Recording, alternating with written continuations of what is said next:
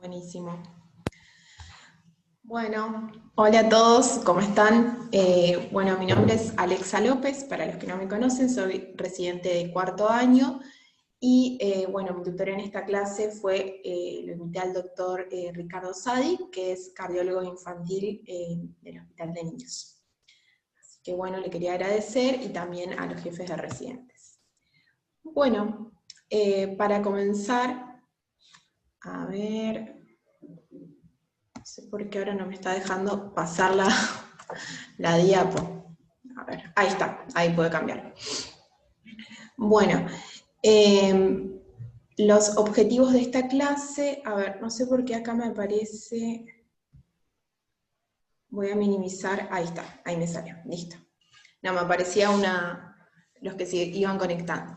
Bueno, los objetivos de esta clase básicamente es describir la epidemiología del síncope, las causas más frecuentes en pediatría, cómo abordar el algoritmo diagnóstico, el tratamiento y hablar un poco de la prevención y la recurrencia que puede tener. Bueno, a ver. Voy a ir pasando acá abajo, ahí está.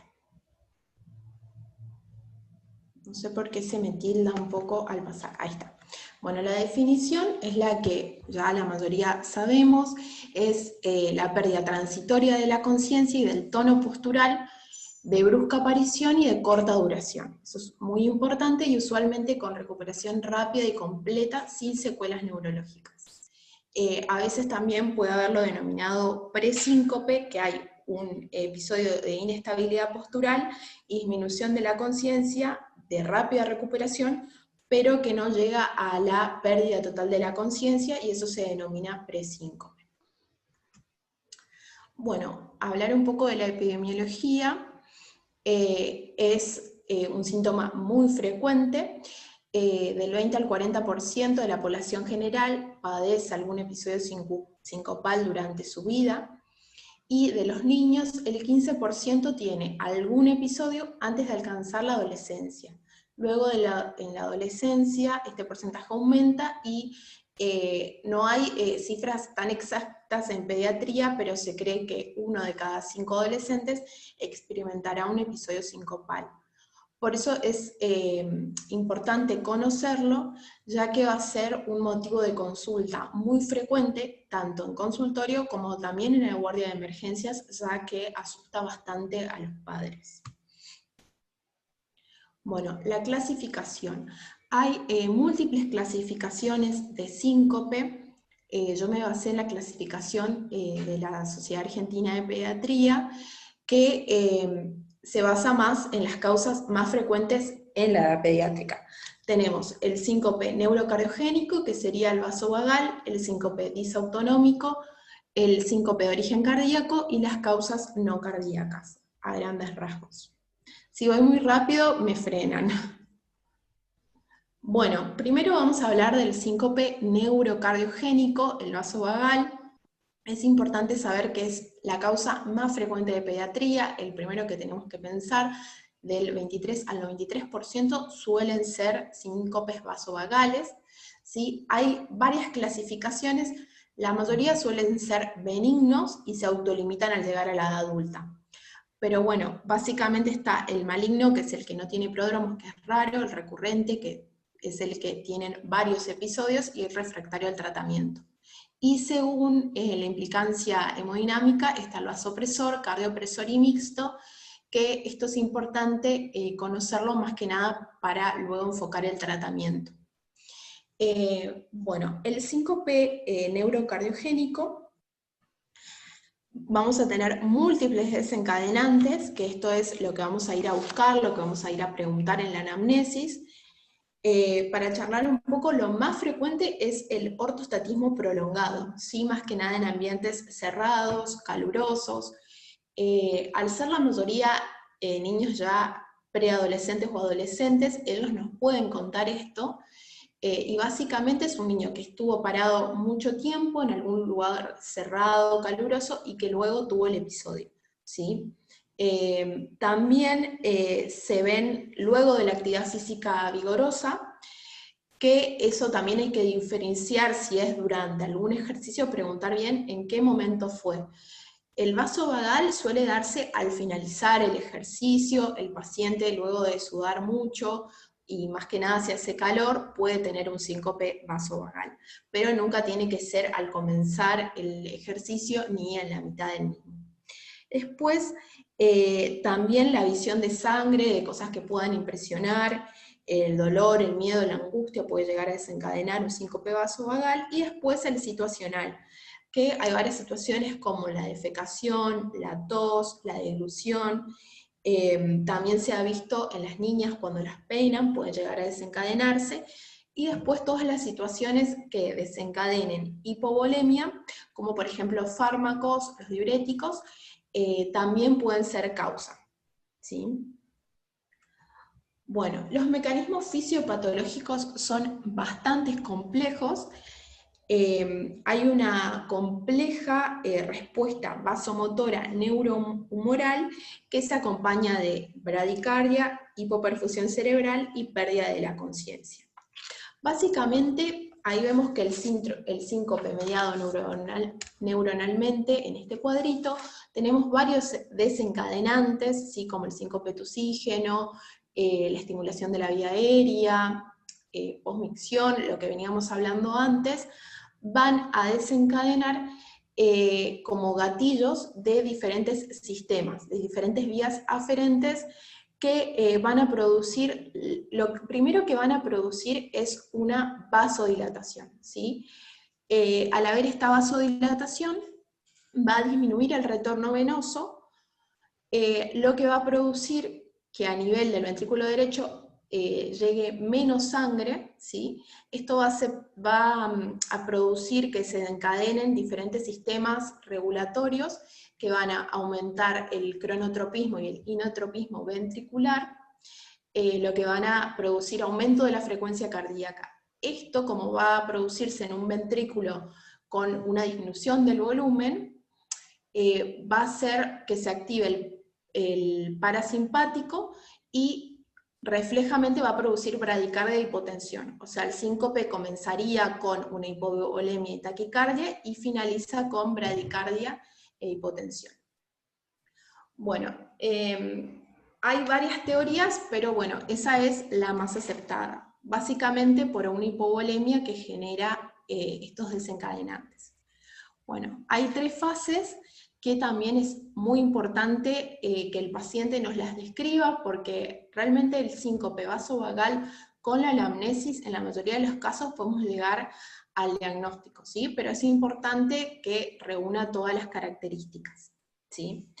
Tenemos el periodo prodrómico, que el paciente nos va a relatar síntomas previos, ¿sí? Que pueden tener mareos, debilidad, visión borrosa, sudoración, náuseas, y también pueden tener malestar abdominal.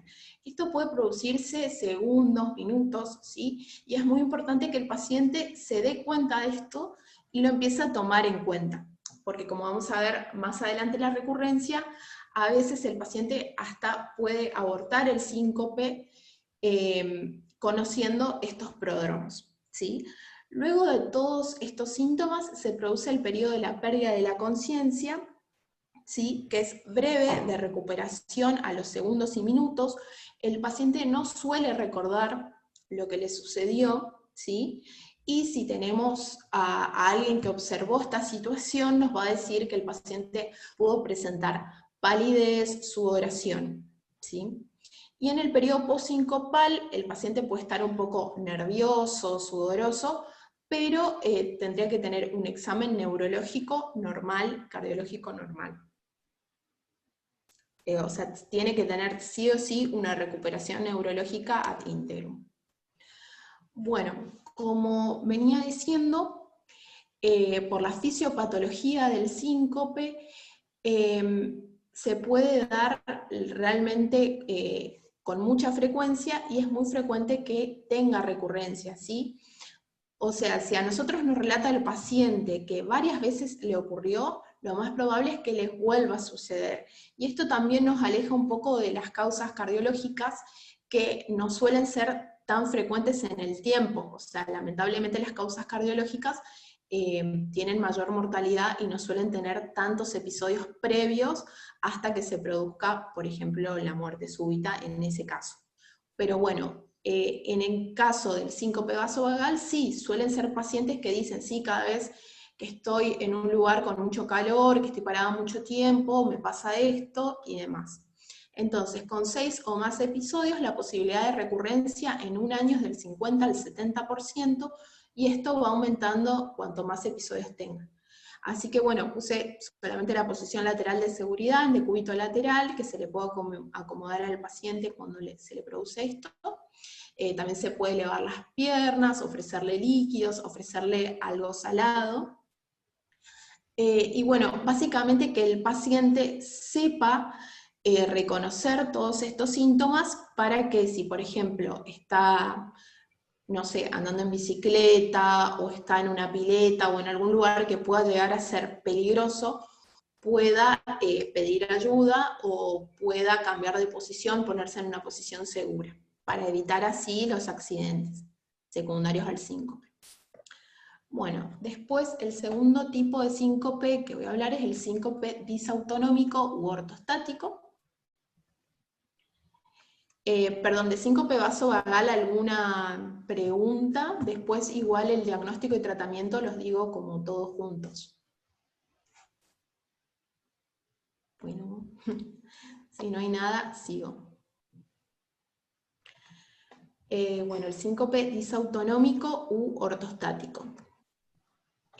El síncope disautonómico es el segundo en frecuencia en pediatría, su base fisiopatológica es la hipotensión ortostática. Lo que sucede es, al incorporarnos, ponernos de pie, disminuye el volumen sanguíneo porque se va a ir a lo que es abdomen y miembros inferiores, ¿sí? Esto habitualmente el sistema autónomo lo compensa y no nos damos cuenta, pero bueno, en diversas situaciones se puede producir que tengamos hipotensión y se produzca el síncope.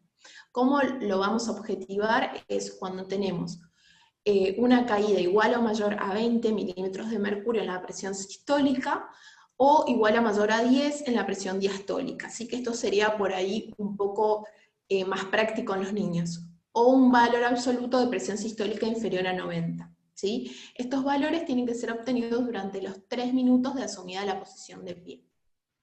Bueno, la característica del síncope disautonómico, a diferencia del vasovagal, que no suele tener pródromos, o sea, directamente al incorporarse aparece. Es más frecuente también por la mañana, luego de las comidas, y también todo lo que es una cierta hipovolemia lo va a favorecer.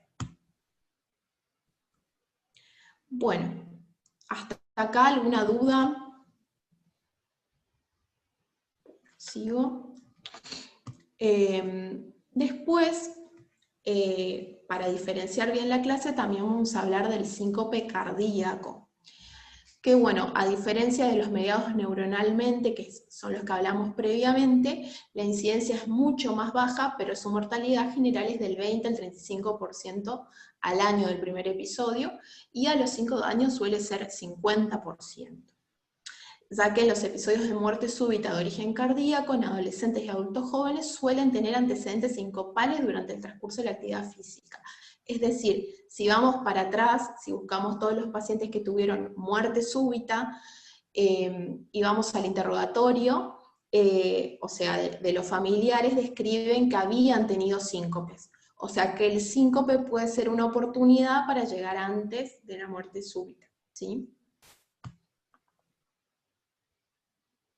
Bueno, el síncope de origen cardíaco lo vamos a dividir en causas cardíacas arrítmicas y causas cardíacas no arrítmicas. ¿Cuándo pensar en una causa cardíaca arrítmica de síncope? Todo episodio sincopal en un paciente acostado, en reposo, sentado, o durante el transcurso de una actividad física, que en eso lo diferenciaba del vasovagal, que suele ser al finalizar, cuando termina. Siempre debe considerarse desde la clínica como secundaria una causa cardíaca arrítmica. Las causas más frecuentes en pediatría, que lo bueno es que lo podemos detectar con un estudio muy simple como el electro, por eso es importante tenerlos en cuenta, tenemos el síndrome de Wolff-Parkinson-White, las taquiarritmias ventriculares, el síndrome de QT prolongado, la disfunción del nódulo sinusal y los bloqueos de conducción AB, y el síndrome de Brugada. Ahora voy a hablar rápidamente de algunos, los más frecuentes, y bueno, el doctor Sadi, si quiere también aportarnos algo, porque, bueno, como para tener en cuenta para los diagnósticos diferenciales, ¿sí? Para el abordaje. Bueno, primero voy a hablar del síndrome de Wolff-Parkinson-White, que es la taquicardia supraventricular más frecuente relacionada a síncope en pediatría. Tenemos una vía accesoria que se llama haz de Kent, que conecta a las aurículas con los ventrículos. Entonces, básicamente lo que va a pasar es que el impulso no va a pasar por la conducción normal, sino que va a pasar por esta vía accesoria, ¿sí? Lo que secundariamente puede causar también fibrilación auricular y distintas arritmias que secundario a eso pueden producir desde síncope hasta muerte súbita, ¿sí? Lo que se suele ver en el electro es un intervalo PR corto, que el valor normal es de 0,12 a 0,20 segundos. Vamos a ver la onda delta, que está acá marcadita, que sería como un empastamiento del comienzo del QRS, y un QRS ensanchado, ¿sí? Que el valor normal es de 0,08 a 0,10. Ahí se me fue un 0. Bueno, doctor Sadi, no sé si quiere agregar algo más del Wolff-Parkinson-White. No, lo has descrito muy bien. Como vos decías, es un elemento que, como es simple de diagnosticar, porque lo vemos en el electrocardiograma, siempre hay que tenerlo en cuenta cuando uno está evaluando un síncope como los que vos has descrito, sobre todo los que se presentan con la actividad física, ¿no? Porque son justamente los grupos que más nos preocupan. Los otros grupos que son más en reposo, como vos decías, pueden ser más reiterativos, la gente se asusta, el chico también, pero en realidad son de recuperación espontánea. Todos estos que empezás a describir ahora, que son más de causa cardíaca real, tienen un riesgo importante, y entonces, bueno, una de las cosas más simples es la detección a través del electrocardiograma. Lo mismo ocurre con los otros que nombraste, el QT largo, etcétera, ¿no? Pero bueno, de ahí la importancia de, cuando sospechamos esto, poder tener a mano, aunque sea un electro, e interpretarlo correctamente para diferenciar los dos tipos. Pero está perfecto, ¿sí? En 7 días te consultaste con su pediatra de cabecera. Ah, puede tener. Ajá. Porque Ay, perdón. No escuché quién habló, perdón.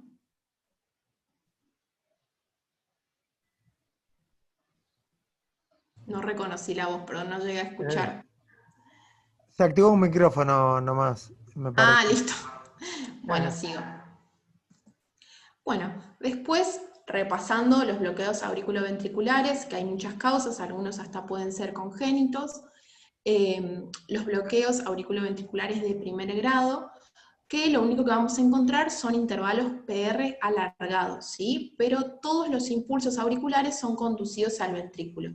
O sea, acá vamos a ver onda P, QRS, onda P, QRS, todo sigue la conducción normal, ¿sí? Después, los bloqueos auriculoventriculares de segundo grado, que hay varios tipos, ya vamos a encontrar también el PR alargado, pero que algunos impulsos no llegan a ser conducidos a los ventrículos. Vamos a ver algunas ondas P que no son seguidas de algún impulso, por ejemplo, acá. ¿Sí? Que bueno, el tipo Wenckebach se caracteriza porque es progresivo el aumento del PR hasta que desaparece la onda P. Obviamente, según aumente de grado, más grave es el bloqueo. Y directamente el bloqueo B de tercer grado, ningún impulso de la aurícula llega a los ventrículos. Vamos a ver una disociación totalmente entre aurícula y ventrículo, vamos a ver ondas P latiendo a su ritmo y otros impulsos ventriculares a un ritmo totalmente diferente, ¿sí? Es una disociación. Bueno. Usted el doctor Saad, si quiere agregar algo, lo dice nada más. No, está clarísimo.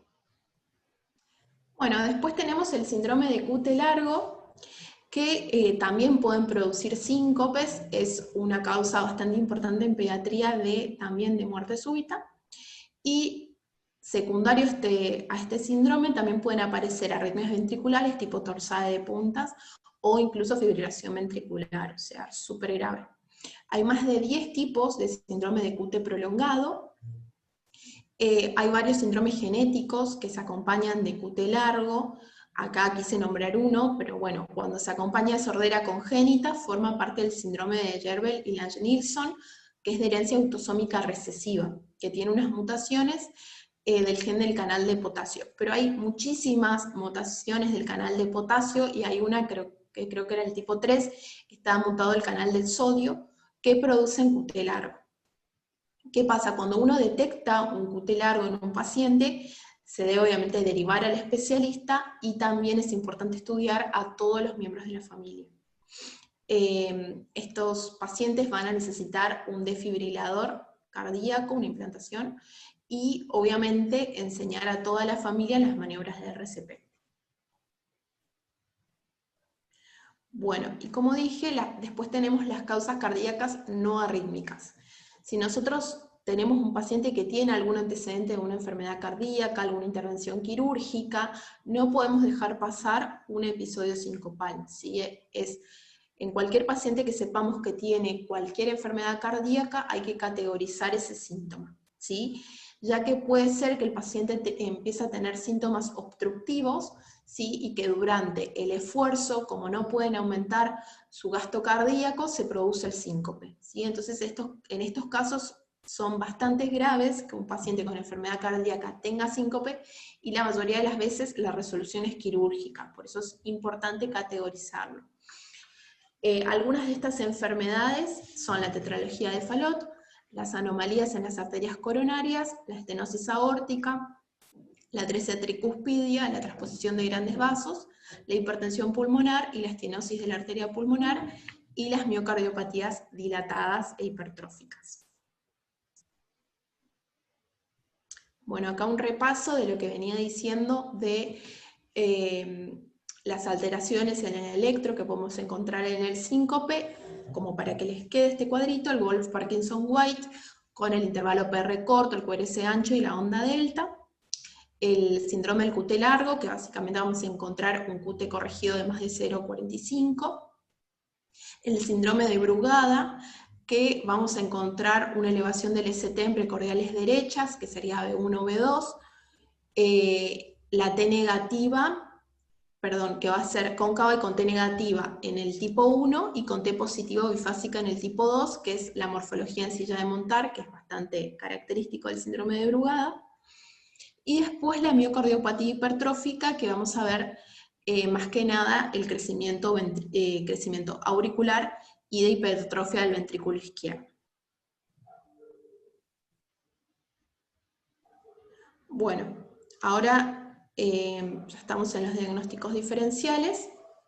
Tenemos o causas no cardíacas ni neuromediadas, que tenemos el vértigo paroxístico benigno, la migraña basilar, las crisis de ausencia o convulsiones atónicas, las hipoglucemias, el hipoadrenalismo primario Addison, alteración en la producción de sustancias vasoactivas y alteraciones psicológicas. Los desórdenes de somatización, ansiedad, ataque de pánico también pueden ser similares a un síncope. Bueno, después vamos a pasar al diagnóstico, básicamente, que la historia clínica y el examen físico son las herramientas más orientadoras. Un 50% solo con la anamnesis ya lo vamos a diagnosticar. Es muy importante evaluar las características, la duración, como decía, como se produce en adolescentes, por ahí esto es más fácil, nos pueden relatar bien lo sucedido. Es importante definir el episodio lo máximo posible con el relato del paciente y eventuales testigos, ¿sí? Que nos digan de qué color estuvo la piel en ese momento, si tuvo sudoración o no. Buscar la presencia de desencadenantes, como les decía, el ejercicio, por ejemplo, si fue al comenzar el ejercicio, lo tenemos que categorizar, o si fue después de haber estado mucho tiempo de pie en un lugar, en un ambiente cálido, cerrado, ya nos orienta más al vaso vagal, el entorno y la situación en la que se produce. También evaluar signos y síntomas acompañantes, que bueno, ahí ya vamos a ir también al examen físico, pero bueno, si el paciente nos describe que tuvo palpitaciones, ya eso también es una pauta de alarma. También es importante saber cuando el paciente se cae en el vaso vagal, suele tener algo de defensa y no llega a tener lesiones tan graves. Si nosotros nos encontramos con un paciente que tuvo lesiones graves por un síncope, ya tenemos que pensar que fue algo brusco y también nos orienta a algo más cardiológico. Tenemos que considerar la asociación de drogas, de alcohol, comidas, relación con el ejercicio, posición y sucesos, como venía diciendo, la cantidad y frecuencia, si es algo que siempre le pasa, los pródromos, las características del despertar, si enseguida recupera la conciencia, si se acuerda o no, si tuvo algún foco neurológico, y también es importante los antecedentes personales o familiares de muerte súbita. Eso también hay que categorizarlo, y también de cardiopatías. También es importante el antecedente de la enfermedad de Kawasaki, que no lo puse. Bueno, al examen físico vamos a hacer un examen físico completo si el paciente nos consulta por esto. Como siempre, los signos vitales, un examen cardiovascular minucioso, vamos a tomar la TA, vamos a buscar ruidos cardíacos anormales, soplos, vamos a evaluar los pulsos, ¿sí? Hay que estar atentos si encontramos un soplo, un ritmo de galope, un segundo ruido único y fuerte, un clic sistólico, si el paciente está taquicárdico, si tiene ritmo irregular, o si tiene hipotensión o hipertensión. Que bueno, básicamente estos tipos de soplos nos hablan de algo obstructivo. Después, en el examen neurológico, hay que evaluar, obviamente, la presencia de signos neurológicos focales o generalizados. ¿Qué pasa? En el síncope vasovagal, cuando se caen, suelen tener algunos movimientos tónicos clónicos que resuelven a los segundos, ¿sí? Y eso no implica un trastorno epiléptico, a diferencia de la convulsión tónico-clónica, que comienzan con movimientos y luego se pueden llegar a caer. Eso hay que diferenciar bien. En el caso del síncope son segundos y nada más. Bueno, evaluar si presenta lesiones concomitantes por traumatismos ocasionados por el episodio, como les escribía previamente. Si son lesiones leves, puede ser tranquilamente un vasovagal, pero si son lesiones muy graves, ya nos tenemos que pensar en otros tipos de síncope. Después, síntomas de enfermedades crónicas como acropaquia, cianosis. Bueno, ¿hasta acá alguien quiere preguntar algo? ¿O doctor Say quiere hablar algo más del examen cardiovascular? No, hasta ahora está todo muy bien. Bueno, seguimos. Bueno, las pruebas para el síncope son las pruebas de monitoreo y las pruebas de provocación. Con respecto a las pruebas de monitoreo, la primera que tenemos es el electrocardiograma, ¿sí? Básicamente con la anamnesis, el examen físico y el electrocardiograma, en el 96% vamos a tener un diagnóstico. O sea que con esas tres herramientas a veces ya no es necesario continuar con más estudios, ¿sí? Es súper importante. Y además, como la Sociedad Argentina de Pediatría recomienda un electro a todo paciente adolescente de rutina, estaría bueno si el paciente concurre por un síntoma, que sea por ambulatorio y tenga todas las características de vasovagal, hacerle un electro de primera instancia, y además no es invasivo, es fácil hacerlo, pero bueno, también hay que saber interpretarlo. Bueno, en el electrocardiograma es importante agregarle una tira de ritmo en D2 de 30 segundos a 1 minuto y realizar el QT corregido, ¿sí? Que ahí le dejo la fórmula de Bassett, que es el QT medido sobre, medimos las R y es la raíz cuadrada. Se considera el QT largo cuando el QT corregido es mayor a 450 milisegundos. Bueno, en el caso de que no encontramos nada y seguimos pensando una causa rítmica, a veces justo cuando realizamos el electro no tiene ningún episodio y no lo podemos detectar. En esos casos se realiza un holter de 24 horas, Después, en algunos casos especiales, en el síncope relacionado al esfuerzo, o cuando pensamos alguna cardiopatía estructural, se realiza la ergometría. Después el ecocardiograma para confirmar las cardiopatías estructurales y también para seguimiento. Cuando ya tenemos un diagnóstico de cardiopatías estructurales y tuvo un síncope, evaluar cómo viene la función cardiológica. Y bueno, el estudio electrofisiológico que también tiene determinadas patologías cuando tienen más que nada los pacientes cardiopatía estructural y además arritmias. Bueno, esto sería cuando pensamos algo más que nada cardiológico. No sé, doctor, en el hospital si suelen hacer todo esto o hay alguno que no se realice.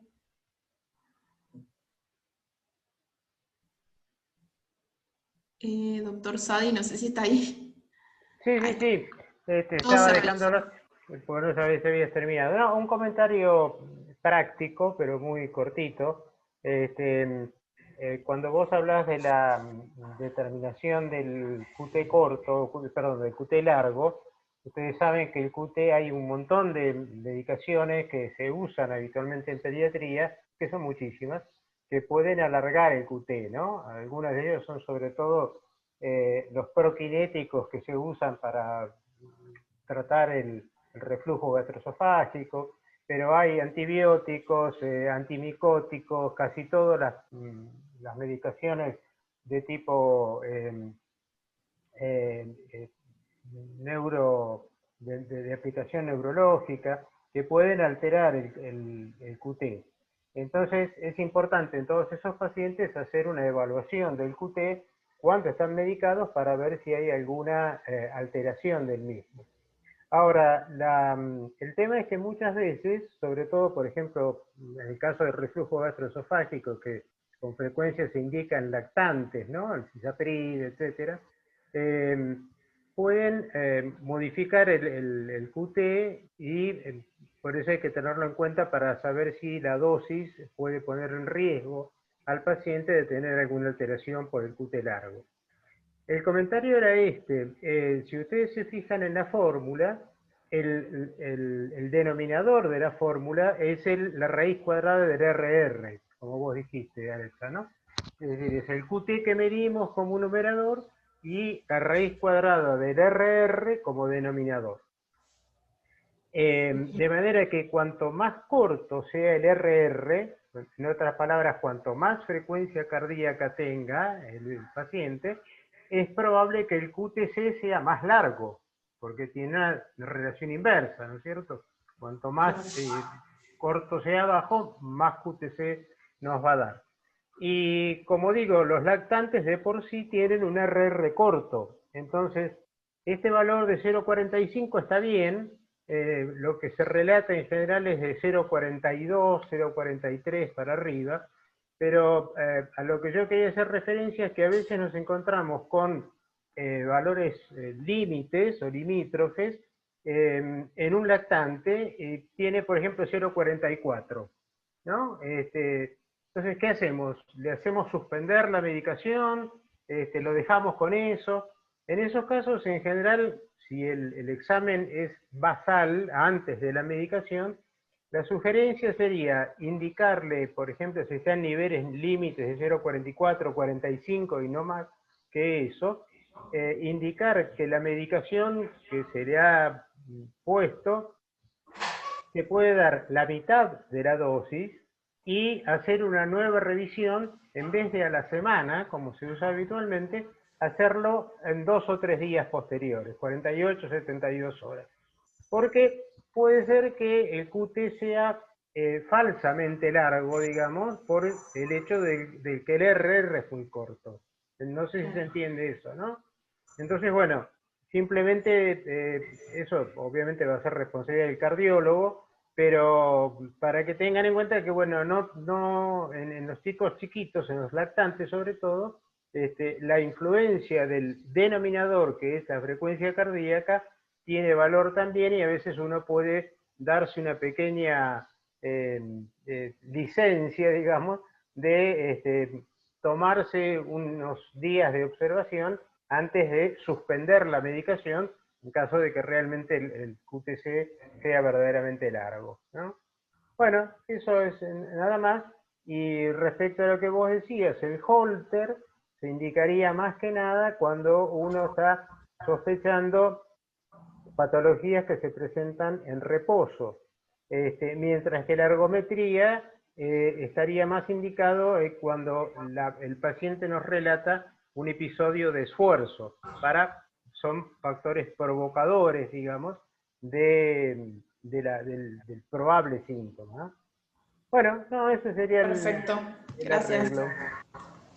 Bueno, después tenemos en las pruebas de provocación el TIL test, que es de elección en el síncope neuromediado, que bueno, se realiza básicamente, esta es la camilla que se usa, y tiene monitoreo de la frecuencia cardíaca, de la tensión arterial y de la saturación. Tiene que tener, obviamente, tenemos que tener como para reanimar al paciente por si se desencadena alguna arritmia, y también tiene un monitoreo de electrocardiograma. Se debe realizar en un ambiente neutro, exento de estímulos, se coloca al paciente en la camilla de cúbito, se conecta a todos los registros y se obtienen valores basales y a los 10 minutos. Y bueno, se detiene cuando se reproducen síntomas. En el 60% de los pacientes con síncope vasovagal, en la prueba es positiva, se reproducen los síntomas y se puede llegar al diagnóstico, ¿sí? Y bueno, básicamente puede ser eso, pérdida de la conciencia, disminución del tono, ya se considera positiva, sin que muchas veces se produzca hipotensión o bradicardia, ¿sí? ¿Qué pasa? Esto también ayuda para saber que en la fisiopatología qué desencadenante o cómo responde el cuerpo al síncope vasovagal, porque algunos pacientes van a tener más tendencia a la bradicardia, otros más tendencia a la hipotensión, y según eso va a ser el tratamiento que se le va a dar, más que nada en los síncopes vasovagales que son muy recurrentes y requieren un tratamiento, o que ponen en riesgo la vida, como los nadadores, ciclistas, etc. Bueno, después, el tratamiento. En el síncope neuromediado básicamente es centrarse en la educación para prevenir y evitar los mecanismos desencadenantes. Se le va a aconsejar al paciente que tome abundante líquido, sal, que eviten los medicamentos que alteren la regulación del volumen. Y básicamente es educar al paciente porque muchas veces pueden ellos mismos abortar el síncope. O sea, ya al reconocer los pródromos, pueden sentarse o ir a un lugar fresco, tomar algo de agua y no se llega a producir el síncope. O por lo menos, si ya es inminente, pueden recostarse, están en un lugar seguro. Así no se producen accidentes. Bueno, en casos recurrentes se puede utilizar un mineralocorticoide, que es la fludcortisona, que se vio que es seguro en niños, y obviamente requiere un monitoreo, ¿sí? Lo más común es que el síncope vasovagal al llegar a la edad adulta desaparezca y no traiga otras consecuencias. Y bueno, el síncope cardíaco obviamente va a ser según la causa, ¿sí? Si es, por ejemplo, el Wolff-Parkinson-White, la indicación es la ablación por radiofrecuencia. Por eso depende de la causa. Si es una cardiopatía estructural, muchas veces necesita alguna corrección. Y bueno, es muy importante también que los familiares realicen los cursos de RCP y estén atentos a esto por el grave riesgo de muerte súbita. Bueno, ¿cuándo derivar al cardiólogo? Es como un repaso, pero bueno, es básicamente lo que venimos diciendo en toda la clase. Todos los síncopes que se desencadenen con el ejercicio, más que nada al comenzar o a la mitad, no que cuando finalizó tuvo un síncope. Porque suelen ser cardiopatías estructurales con obstrucción a la salida del ventrículo izquierdo o arritmias. Después, síncopes provocados por situaciones de estrés o peligros. Esto más que nada se dan en arritmias relacionadas al QT largo y en la taquicardia ventricular catecolaminérgica. También síncopes asociados a natación o durante el sueño o con estímulos auditivos. Por lo que leí, hay algunos tipos de síndrome de QT largo que se encadenan ante estímulos auditivos. Por ejemplo, en ese momento tienen el síncope. Después, antecedentes familiares de muerte súbita en personas jóvenes, ese antecedente hay que supercategorizarlo.